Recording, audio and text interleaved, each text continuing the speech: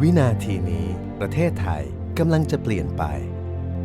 เคยตั้งคำถามให้กับตัวเองบ้างหรือเปล่า เพราะอะไรเราถึงไม่เท่าเทียมกัน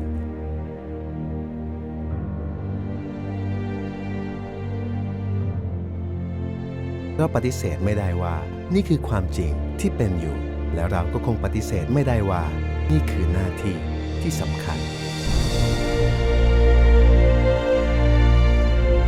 จากนี้ต่อไปความต่างจะต้องถูกทดแทนด้วยความเท่าเทียม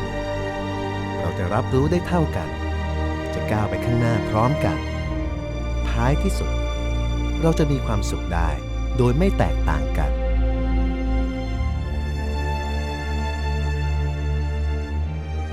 USO มุ่งมั่นในการขยายโครงข่ายบรอดแบนด์อย่างทั่วถึงโดยไม่มีข้อจำกัด และวินาทีนี้